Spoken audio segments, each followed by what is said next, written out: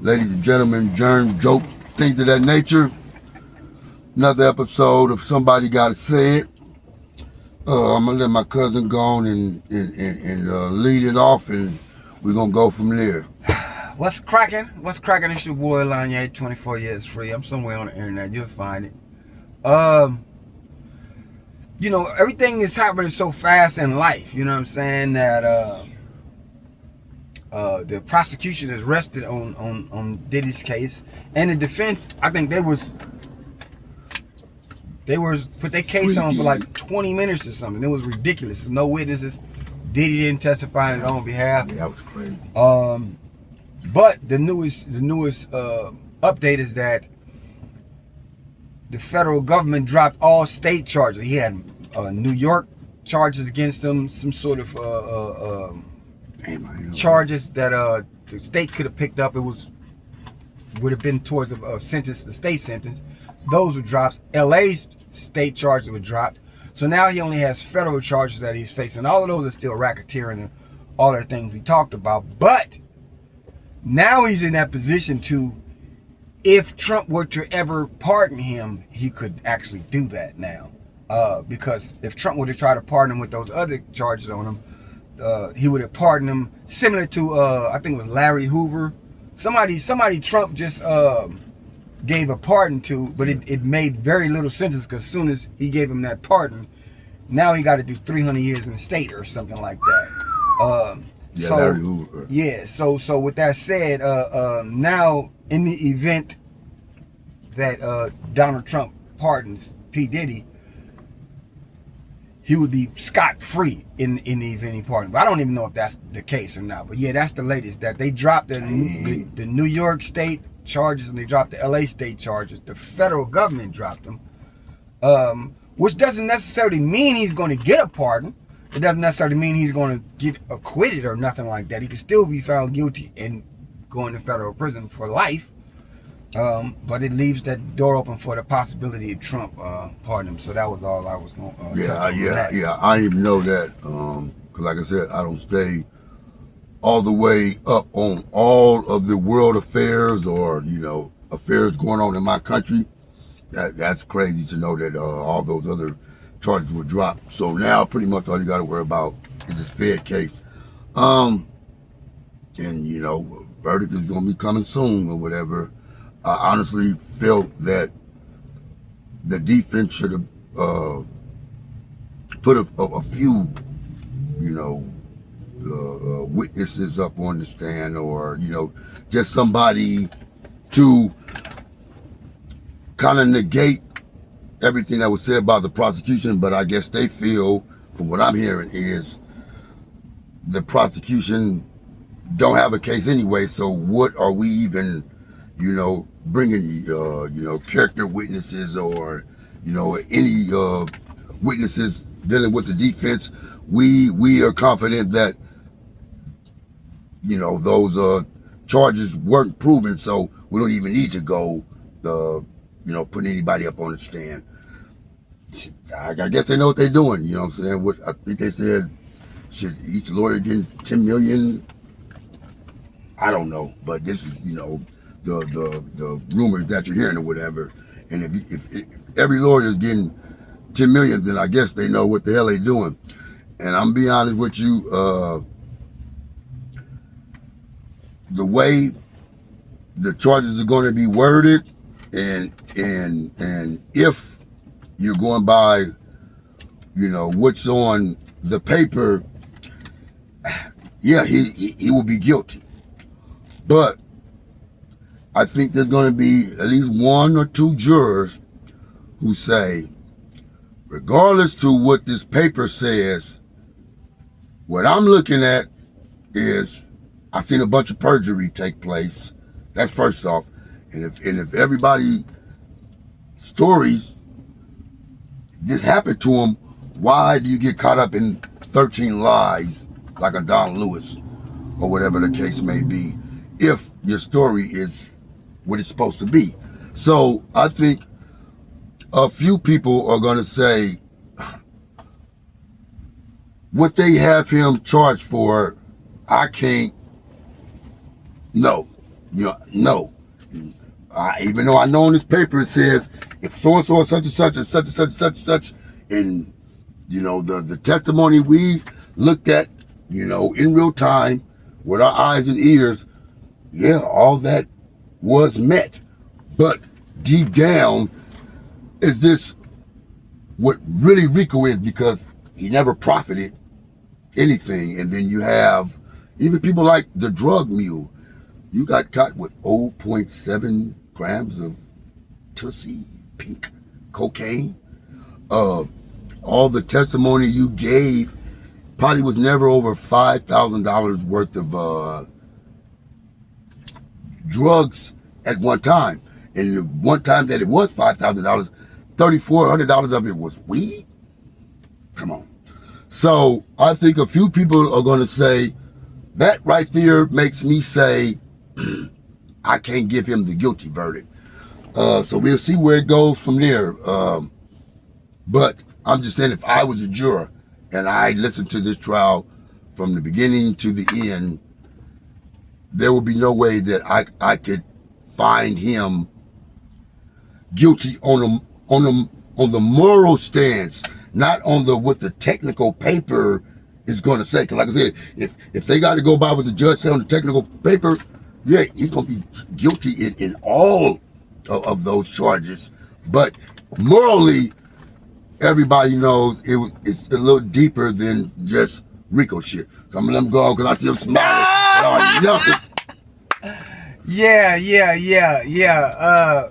You be looking out for your jury papers. They're really gonna go select you over it. But no, seriously, he's absolutely right.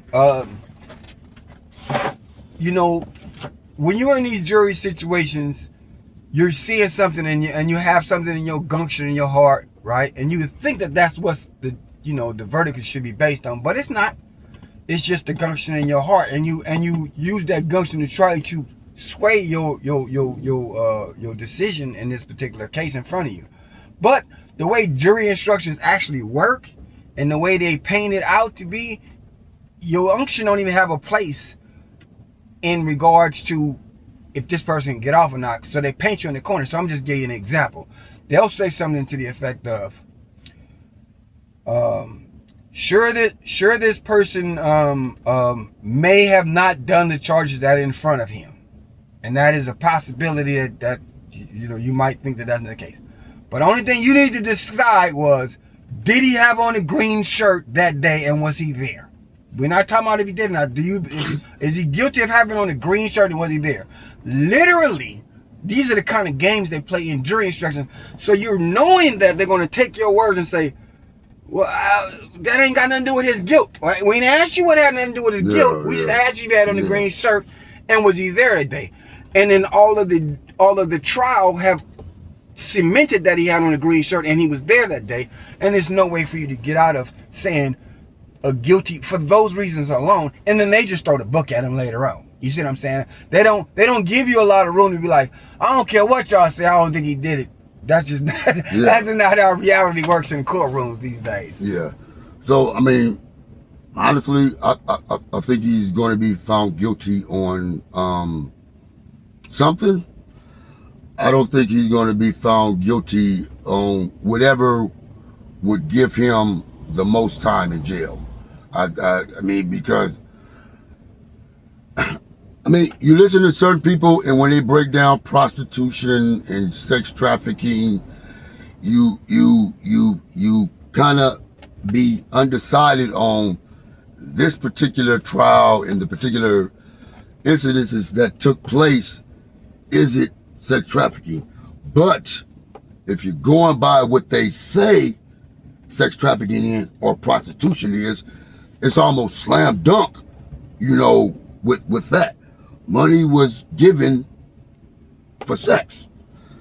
Whether one person was with it or whether both of them was with it. Some prostitution on paper took place. But the other end of it is like the I'm not gonna call them sex workers. The entertainment guys. Like they say, these are legitimate companies where we're coming with entertainment. Now, if the woman want to get it in, we can make that happen too. But the whole angle of coming is to flaunt my muscles and grind and all that. You know what I'm saying? That's what you're bringing me here for. But I mean, like one of the, you know, the I can't call them ex-workers, and let me not say cause I bet I'd be forgetting. You got to be careful with some of the words that we use or whatever the case may be. But like some of them said, they would have broke Cassie off for free. Who wouldn't want to, you know, break somebody off, light skin, good hair, fine, kind of in the industry, you know what I'm saying? So, like they were saying, I can come and I'm going to get paid whatever my rate is regardless. If I don't break them off, I'm going to still get paid that particular amount of money. If I do break them off, I'm going to still make that particular money. So, it's not like I'm coming in where you flying me in or you paying me to come break you off. You fly me in or bring me in for the adult entertainment aspect of it. But if we digging each other and want to break each other off, we're two grown-ups, we can do that. So those be just the tricky little things about it where it's like you're going to have one juror or two jurors who feels that same way, where they like, I know what this judge said on this paper, but come on here. You know what I'm saying? So, but we'll see how it go. You know what I'm saying? We will see how it go. And I will say this too.